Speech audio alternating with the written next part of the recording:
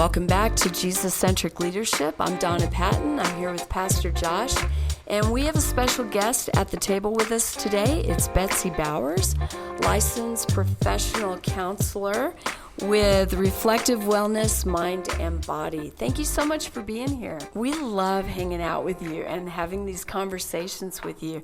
But we've got another challenging topic we're going to throw at you, and it's around the concept of trust and why it's essential for leadership. So let's unpack the word trust first. How do you define trust? How do you see it as valuable for leadership? Oh, that's a great question. I think there are a number of components to trust that we could go into, but I think that Gottman's research leads us to answer the question, are you there for me? And I think that when there is true trust, people can answer that with honesty that, yes, that person is going to be there for me when I need them. They're going to have my back. And Gottman and Gottman's research is based on marriages and what helps them last. And I think that if you're going to look for something as far as a success, that's a good relationship to look to, a good thing to base things off of. And so that's why I like Gottman and Gottman's work for that. Good. Do you see trust as a harder thing to attain in today's culture than ever before? I would say yes, because there are, I think with the potential of cancel culture and trying to figure out how to say what we need to say and also being aware of what the other person is thinking is a lot of work. I think that there's a tendency in our culture right now to be anticipatory about what the other person's response might be. And while it's important to be compassionate and aware, mind reading is a cognitive distortion. And the more you lean into cognitive distortion, the more disorganized and confused you will be. Speak a little bit more to that trust is a cognitive distortion. Oh, well, trust itself is not a cognitive distortion, but mind reading. That's it. Mind reading is a cognitive distortion. And if you are having difficulty with trust, one of the things that might be going on is you're expecting the other person to read your mind, or you're trying to read the other person's mind, potentially. And is some of that stereotyping, or we think like we kind of get somebody figured out in the first 5 minutes, and that kind of, because I know somebody else is like this person.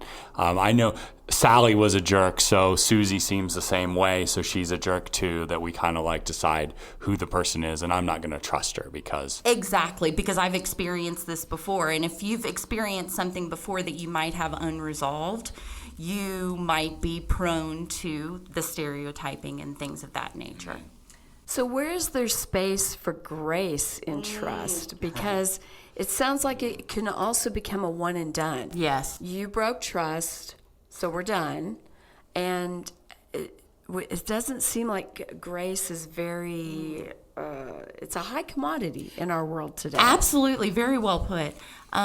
One of the things that comes up for me, as you mentioned that, is some of the conversations that I have with clients about the nature of forgiveness and the flexibility of humans, the possibility for change.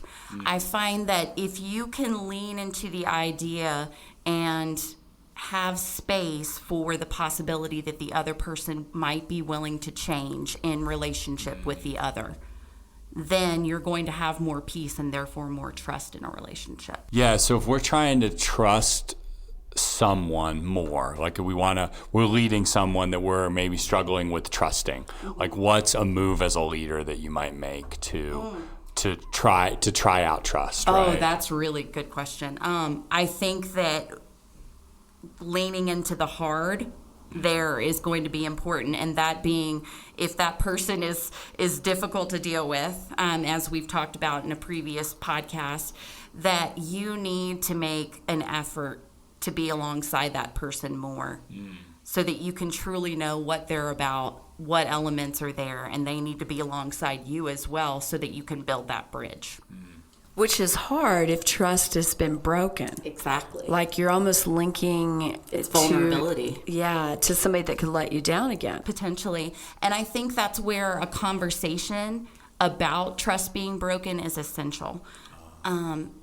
There is a tendency for us to blow past hard conversations because they're hard.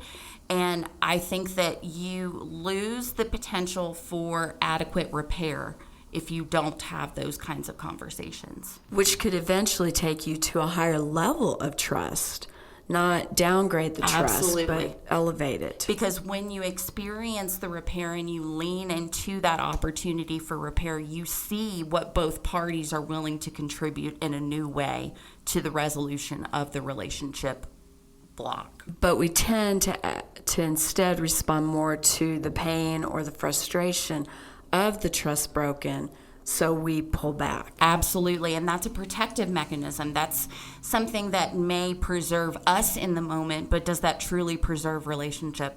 I don't think so.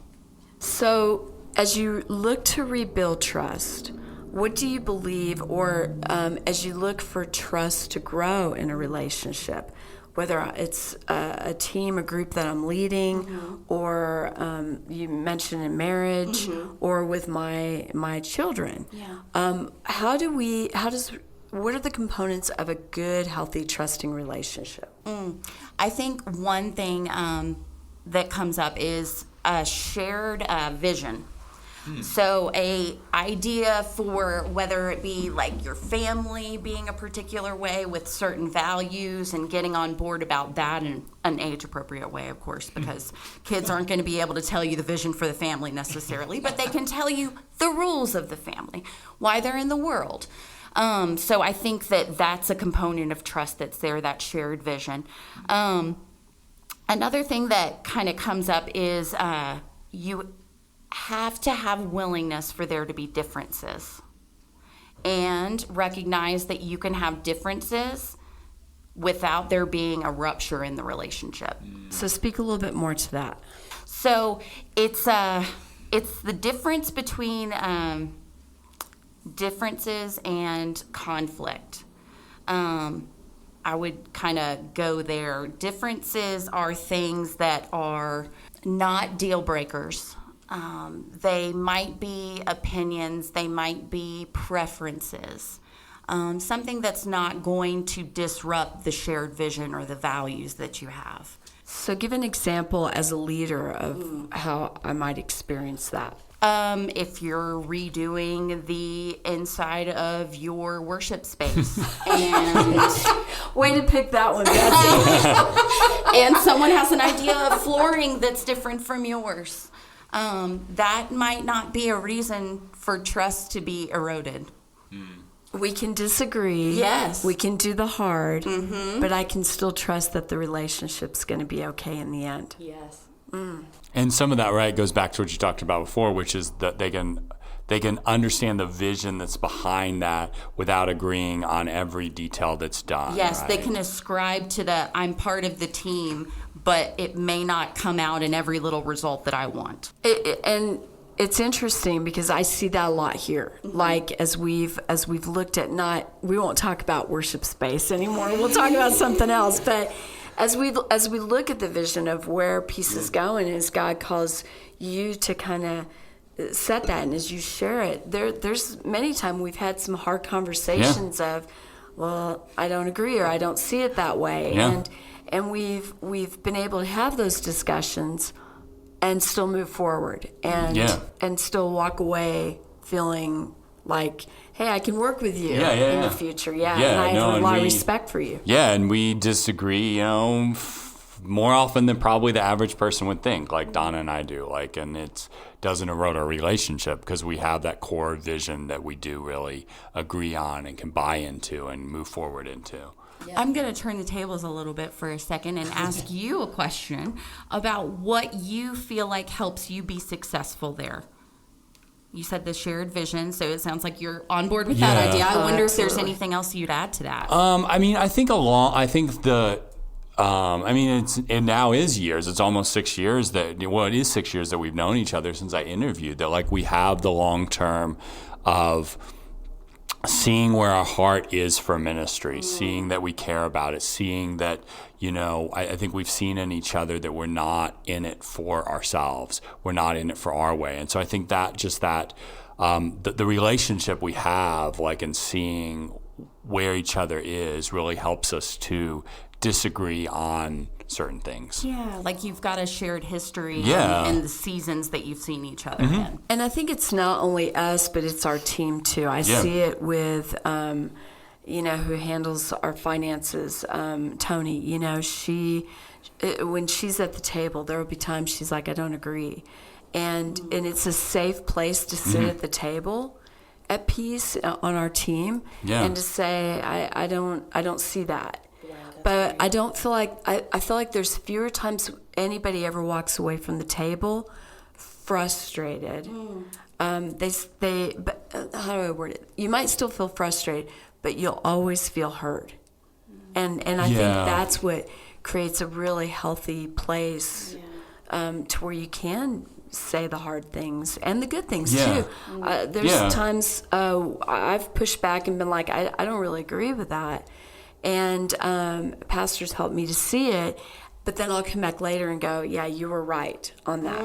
I get it. And so there was like a process of like kind of getting the idea percolating a little bit for you to be able to unpack it so that you could recognize that you guys were in agreement. Correct. Yeah, and I think the other thing too that's been helpful for peace is kind of like where we disagree and where we don't. So I think like our culture of peace is very much we can disagree inside and then we agree outside, and so then we're not pitting ourselves against each other when we like make it about the overall mission and vision when we're out there. And it makes it really a safe place to disagree in here, because I'm not worried about that Donna's going to go to people, or Nicole or Tony, whoever are going to go to people and, can you believe the pastor thinks this? Like, that we can wrestle inside and then be a team outside. I think that's a great point. It sounds like that it's important not to view the differences as somehow an indication of someone being against you. There can't be a divisiveness. Because that will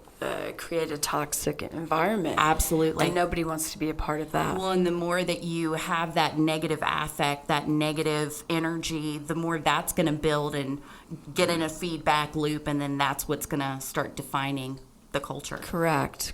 We're watching this show right now, a reality show. I won't say the name of it, but it's this group of women, and it is awful. I said last night to my roommate, I go, why are we watching this, and why do they want to be friends with this woman? Because all she is doing is spewing her toxicity over everybody, and she just wants to break relationships. And I think you have to look at the health of the people that you're in relationship with. I want to trust, and I believe in trust, and I want to say I'm great at it, but sometimes I do pull back hard. But the bottom line is, it's more of what you're for than what you're against. And a place, an environment where I know that people are for, and that I can verbally process and sometimes, throw up my ideas or whatever. But if it's safe, we grow from there. We don't have to agree. We just grow from there. Yes, but a toxic place where people are just trying to fracture relationships to fill themselves. I can't trust that. I don't want to be in that, and it's making me anxious to watch the show. I think I might be seeing you. It creates that internal experience. It is terrible. If you ever off mic want to know what it is, but it's just so awful, and I keep saying, why do they keep going back to that?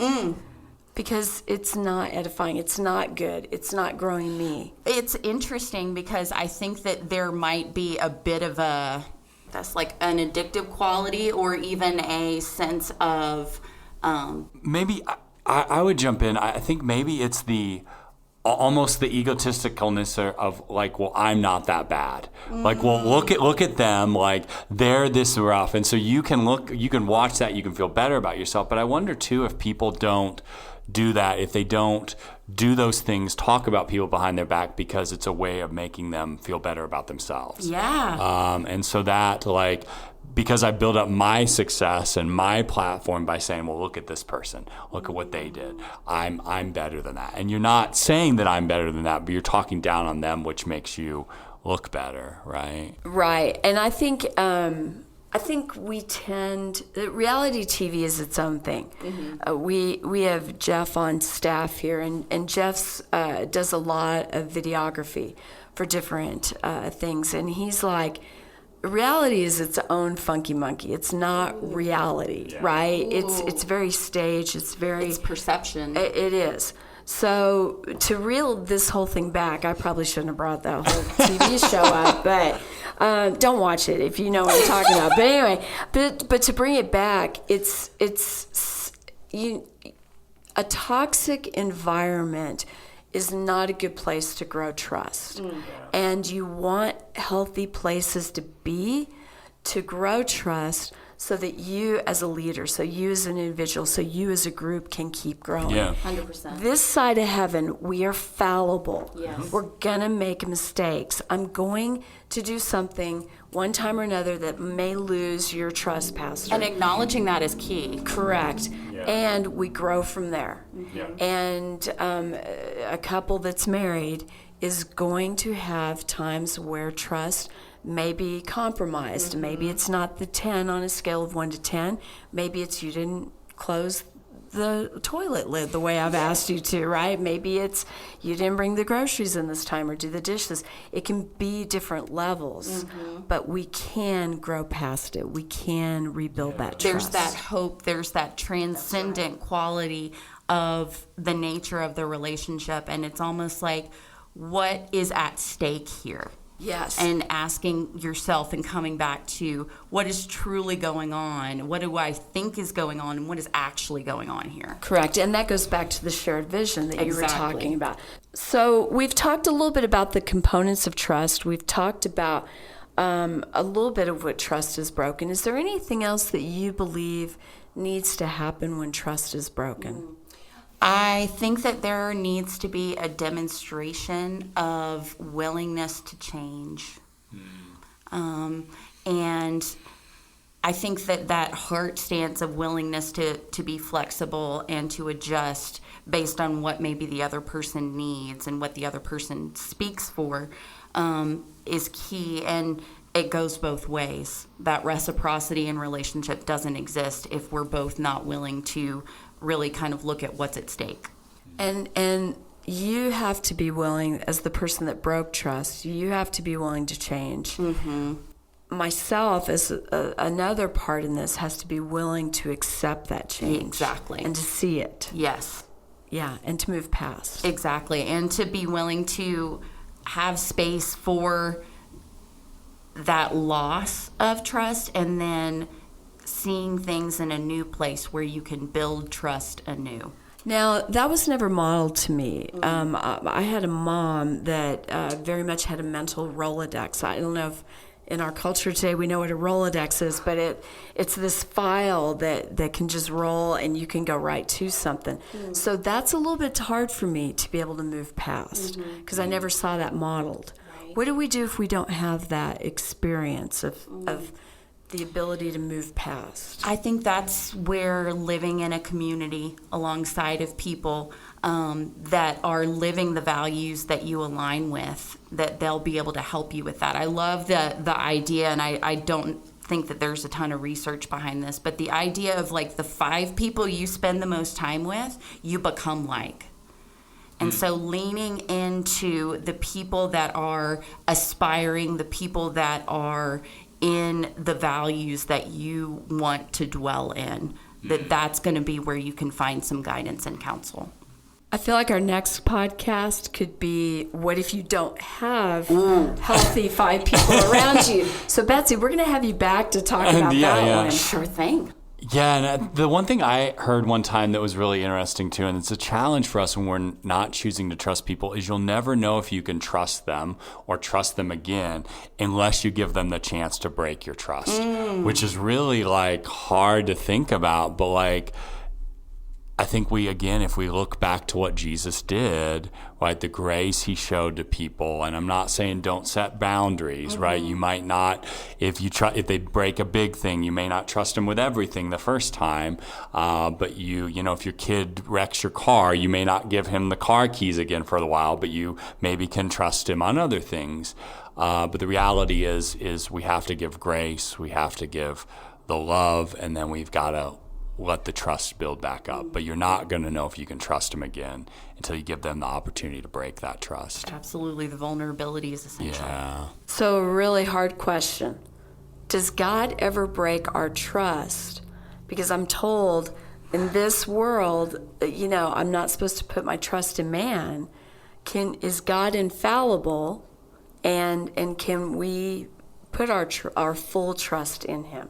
I know this answer, but you're asking me. Correct. No, I think God says trust in the Lord with all your heart and lean not into your understanding. If you need a demonstration of how far God will go for you to keep His love and trust for you, you just look to the cross, right, and see what Jesus did. That He was willing to die in order that you might know that you can trust Him above everything else. And then we get to model that, right, in small little ways. But what happens when I feel like He's broken that trust? Yeah. Trust in the Lord with all your heart and lean not on your own understanding. I take that as when I feel like God has let me down, what do? Well, I look back to what the Bible says. The Bible says He hasn't. So I'm going to trust Him over my own understanding. And I think that's easy to say, hard to do, but it's that reminder of, I feel like God has broken trust. Well, lament that. Mourn that, right? Read one of the psalmists where, my God, why have you forsaken me? Like, Jesus wasn't the first one to say that. The psalmist was, right? Like, that's a human being saying, But then again, when you read the Psalms of lament, you'll see that they go through this progress of crying out to God, but then at the end they're reminding themselves, but I know you are God. I know you're in charge of everything. I know that you are the King. And they go back to what they know. So they'll cry through their emotions, but then they go back to what they know. And if that's in Scripture, how true is that for us to pattern our life after? If that is what we see from the psalmist and from Jesus, how much more are we to lean not on our own understanding, look for a transcendent truth to guide us, because we need it as humans with how messed up we can be. Right. And if I lean on my own understanding, it will fail me. Exactly. And that's not the lenses I can look at God with. I need to look at it with trust and truth, and the truth that I find in His Word. Absolutely. Yeah. And again, that's when we're in the midst of, when they're in the midst of challenging times, we want to lean back on what does God say, not what I think and feel. We gotta judge our emotions. We gotta take them captive. We've got to understand them better, all of that. But then where I go back to where I camp ultimately, after wrestling through my emotions, where I camp is what does God say? He says, you can trust me. And so I'm gonna take Him at His word. So if we were going to wrap this up, I'm going to toss this to both of you. What do you really want leaders to take away from this conversation? What's really the bottom line? Pastor? Yeah, I think that in the best way to have trust is to be in open and honest relationships. Right? Even I think for how we Lutherans, how we model confession and absolution, that I've done this wrong, God forgives me. Right? I think we can model that a little bit in our own relationship, that if someone sinned against me, I want to go tell them. I want to give them a chance to hopefully confess, and then I want to forgive them and move on to building trust. And I think that's a great, actually what we do with our relationship with God, confession and absolution, is a great model for how we deal with other humans. Beautifully put. One of the other components that I had forgotten before is shared meaning. And one of the things that I think that is important to look back and to remember as a leader is that you ultimately are about creating and fostering experiences where people are reminded of why you're there. And that you can have that alongside of differences. You can have that alongside of ruptures, because you're going to be able to come back to what really means more than the differences and the ruptures.